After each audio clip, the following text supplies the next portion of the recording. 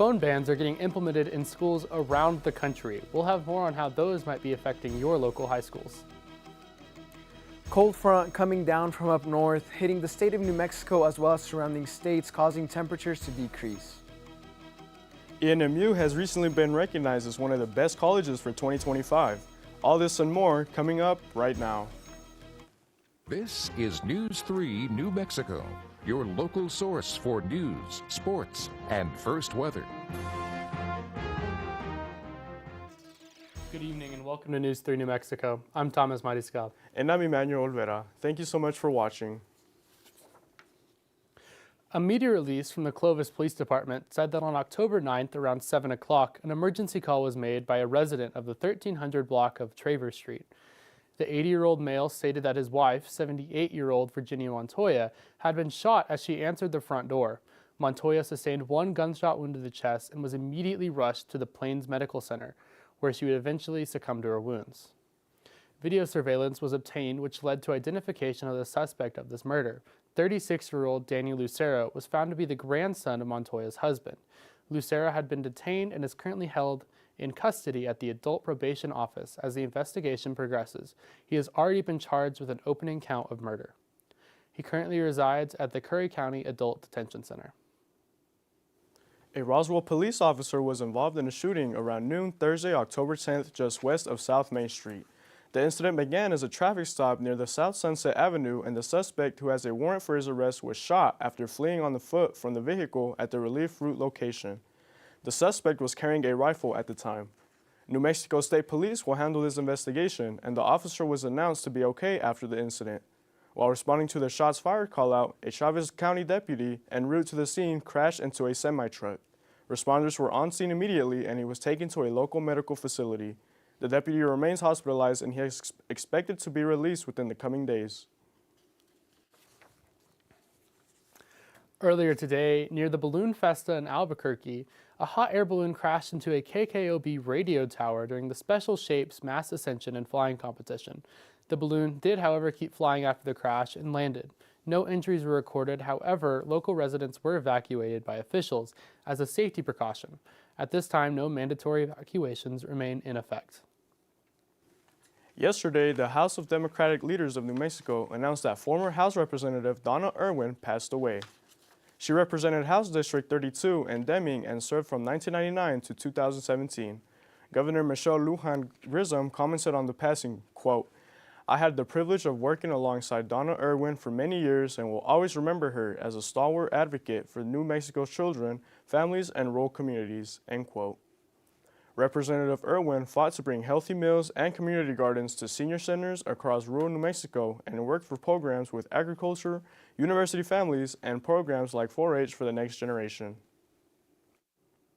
Curry County had awarded a $25,000 grant towards the Outdoor Recreation and Trails Plus program. This grant is to install picnic tables and benches that are created from recyclable windmill turbine blades and was made available through the New Mexico Outdoor Recreation Division. The program was created in 2019 by Governor Michelle Lujan Grisham, and the legislator support projects that enhance community outdoor recreation opportunities, including trail systems, ADA accessible outdoor recreation systems, and more. So Edwin, for the people that are going to be enjoying these outdoor recreational spaces, what kind of temperatures can they expect?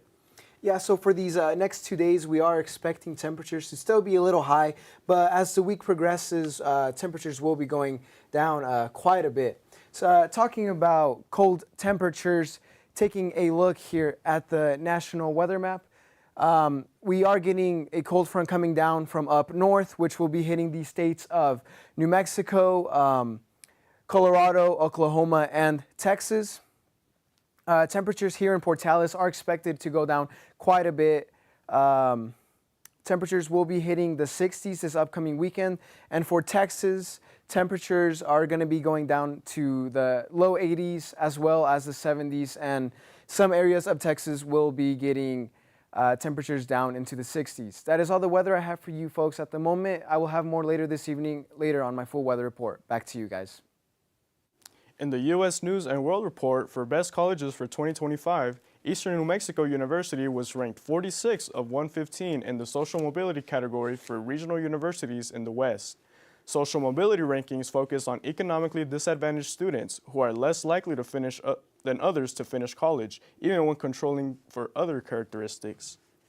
Universities recognized in this category are more successful than others at advancing social mobility by enrolling and graduating large proportions of disadvantaged students awarded with Pell Grants. For more information on ENMU's rankings and U.S. news and reports for World's College Rankings, visit the website on your screen now. School districts around the state are starting to implement more school cell phone bans throughout the day. Noah Reese takes a look at the school district in Las Cruces to get information on these cell phone bans and the impact it has on education. If you visit a middle school campus in Las Cruces, you might be surprised by the lack of one item: cell phones. 2 years ago, middle schools across the district decided to stop letting students use phones even when they are not in class. When the bell rings at 8:55 until 3:55, students are not allowed to have their cell phones. Debbie Treviso is the principal at Vista Middle School. Since the district gives each middle school discretion on how to handle cell phones, Treviso says that she prohibits the phones even during times like lunch to create a better learning environment. That really was the time where a lot of the discipline issues were happening, texting each other, recording things. But really, the kids are talking to each other now. They're playing kickball, basketball, volleyball. So a lot of the behaviors were happening because the cell phones were out.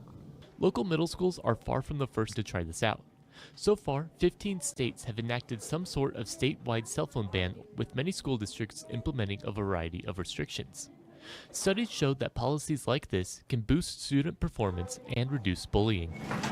So it was difficult to get the students to learn that no, you can't have it in your pocket. Vista Language Arts teacher Kelly Ekstrom says that getting students to adjust to the new policy was a challenge, but the results speak for themselves. It's a lot better. We don't have near the behaviors, not all the interaction on their social media at school, but we don't have a lot of the same problems we had. Some other districts in New Mexico are also trying out this idea. Schools in Taos are experimenting with pouches that lock the phone away during the school day, and other districts are trying out similar policies to the one being tried in Las Cruces. While students are restricted from using their phone during school hours, they are still allowed to bring phones to school as long as they remain in their backpack. Attention span is a lot better because they know they can't use their phone, they're not allowed. And if it's an emergency, well, they can ask, but they know that it's policy, they can't have it. And in middle school, I love that they're not on their phones. Nicole Waltermeyer has one child at Camino and another in high school. She says that this 2-year-old policy has made the transition easier for her child. You know, she's made new friends during lunch. I think that's really their only time to socialize. And if they had access to their phones, I worry that they'd, be on their phones instead of actually socializing. One concern that some parents have is the inevitability of plans changing throughout the school day. Shelter in places, lockdowns, the weather, and a variety of other factors can affect after-school activities or pickup. Walter Meyer says that this has been solved by the school taking the lead in communication. We have had, instances where there was a shelter in place, and we didn't get that information from our kids, but the school let us know that they might be dismissed. That might affect dismissal. My daughter does have access to her phone as soon as the day ends, so we know that she's going to have it on as we're connecting at pickup. In the last 2 years, school staff say they have seen less fights, bullying, and better attention span. While New Mexico is not implementing any statewide policies, there is talk of action from the federal government taking a step to limit cell phone uses in school in October. For Public Media, I'm Noah Race. While there is no current statewide ruling announced from the New Mexico government, if such a ban does arise, we will keep you updated on those policies. The Village of Ruidoso has announced the ribbon-cutting ceremony for its new Wingfield Heritage House Museum next week on Thursday, October 17th. The event includes music from Phil Hamilton, an open house reception, and following with food and drinks. The event is open to all, and a shuttle service is available from the Moshburn parking lot behind Midtown from 2 p.m. to 6 p.m. Coming up after the break, Edwin will have his full weather forecast for you. But first, here's a look at today's financial market.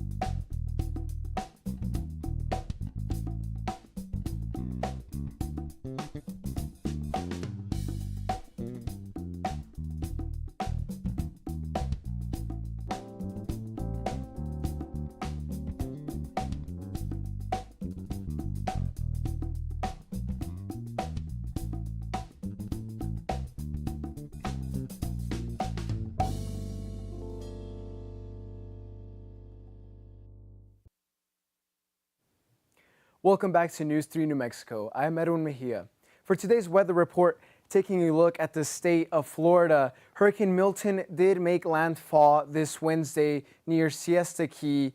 It was categorized as a Category 3 hurricane, and it did have winds of 120 miles per hour. It sustained winds of up to 120 miles per hour throughout most of its time, causing a lot of damage, specifically near Tampa and Orlando, as well as many other areas in Florida. It caused a lot of damage, destructions to homes, as well as major flooding and multiple power outages.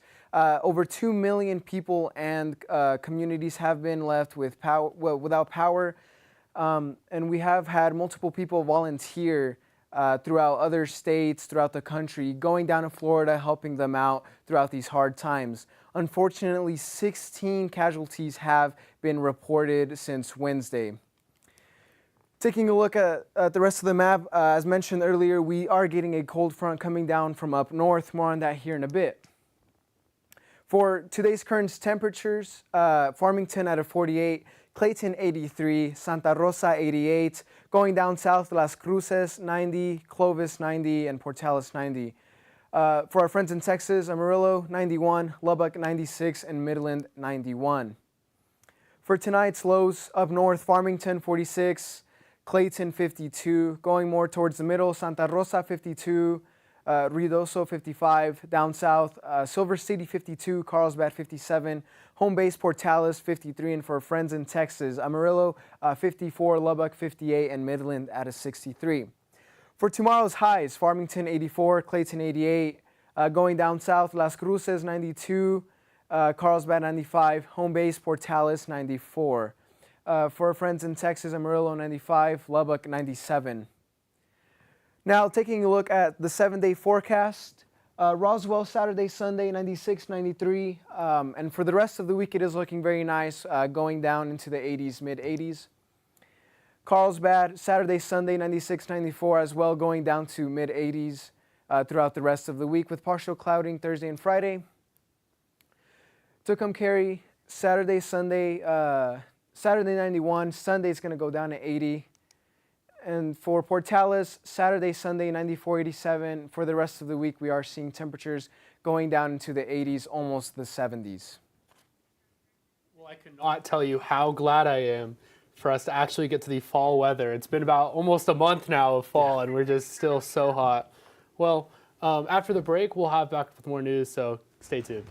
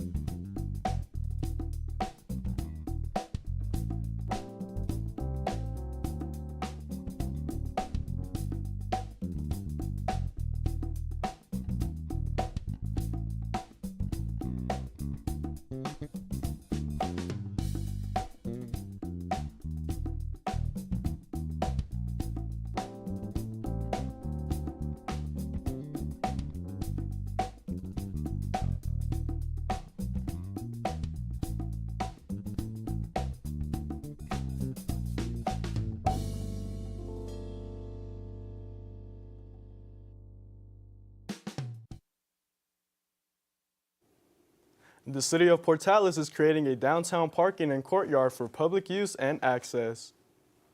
We talked to Eric Savannah, the general manager at Roosevelt County Clinic Electric Co-op, for more information. We were approached by the city a little over a year ago about acquiring the old City Hall project after they moved out of the building. And basically it's a business retention project through the city, through our LEADA program, through economic development.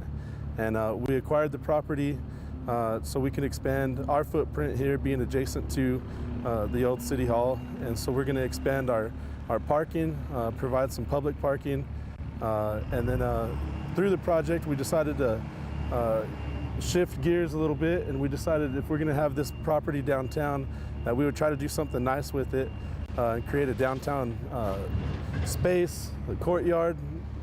And so that's what you're seeing now is a lot of these blocks are coming in on the footprint of the old building. And we're going to use that to create a courtyard that the community can use for community events that they can utilize through the co-op. And hoping some of the downtown events that are already currently going and parades and whatnot can start to use our facility and just look nice downtown. We started the project in the spring. We had environmental issues with the building when we were demolishing it, so we worked on that. And then demolition started in early summer, and we're hoping to be wrapped up in about another month. So when we acquired the property, it came with a few stipulations through the city. Number one, that we needed to take care of any environmental issues with the building. Number two, we needed to demolish the building. Number three, we needed to add electric vehicle charging stations here. So there will be two level 3 pedestals here that are the fast chargers that'll be available for public use. And then we needed to provide some public parking for after hours and maintain a 25% of the parking lot for public parking during our operational hours at the co-op. And then as far as funding, we're funding this project 100% through the electric co-op funding and trying to take care of that as quickly as we can.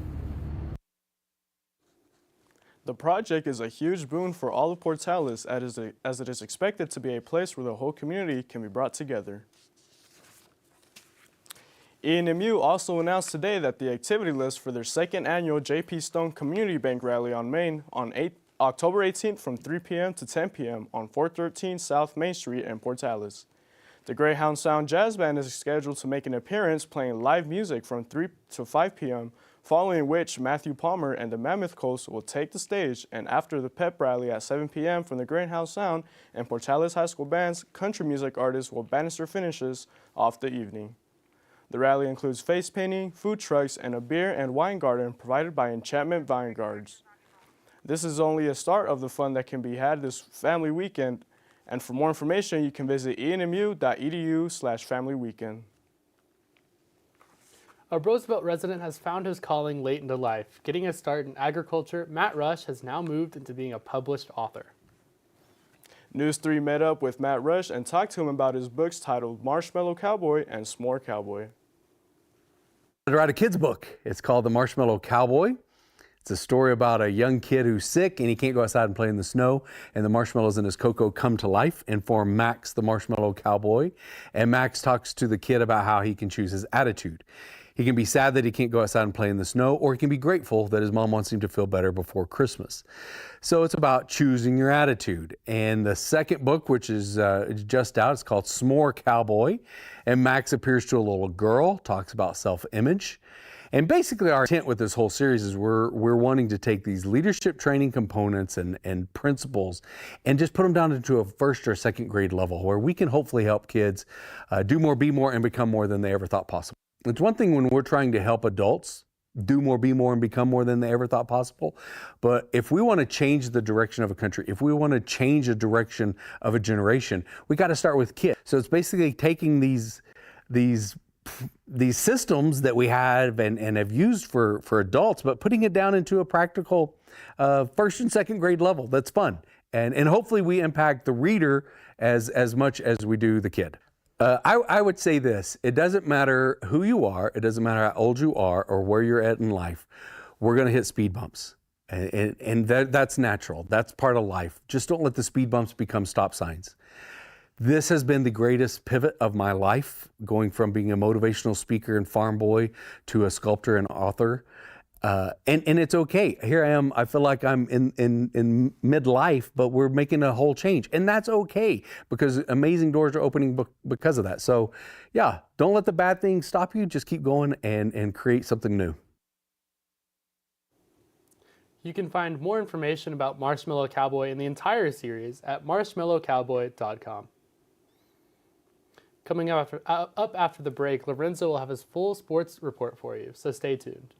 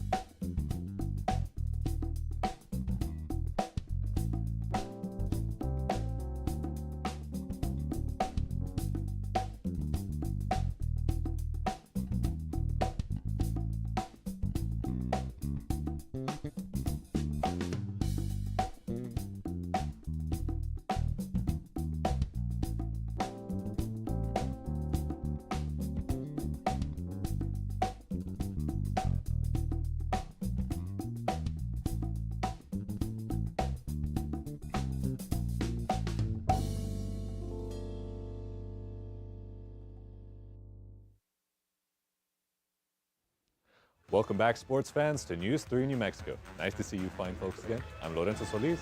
Let's get right back into today's report. Passing things off into the next football report.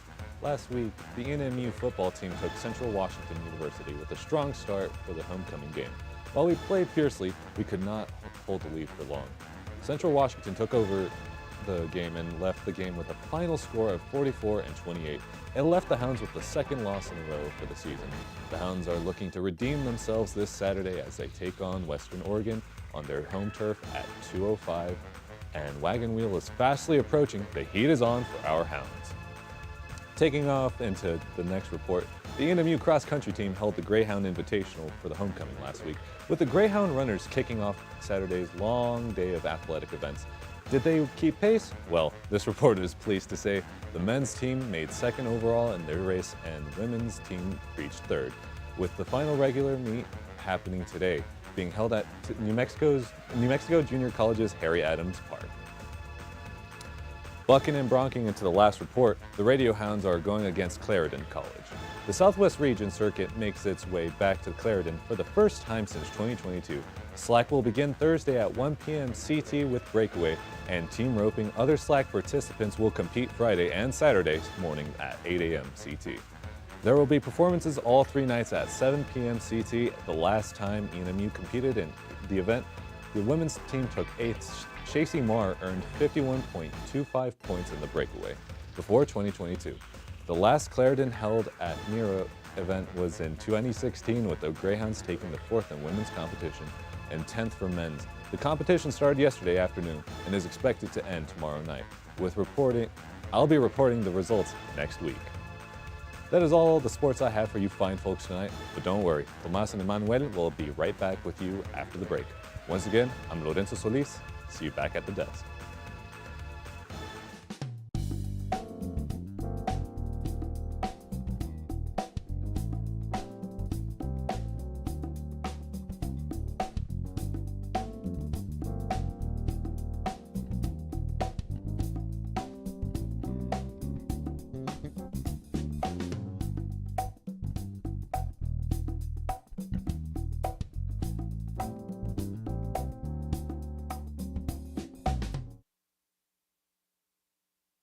All right, Edwin, can you give us a final look at the temperatures that we're going to be looking at? Yeah, so looking at Portales, we are seeing Friday 94, Saturday 95, and Sunday 92. It's not showing it, but as the week does progress, we are expecting temperatures to go down. I know our band students are definitely going to be enjoying that during practice. Temperatures going down, it's not going to be very hot. Oh, definitely. And I know our athletes too, you know, they're going to be enjoying that, the colder temperatures as upcoming weekend we are going to be reaching the 60s. Well, that's good to hear. Thank you guys. That is all we have for today. We'll see you next time here at News 3 New Mexico. Good night.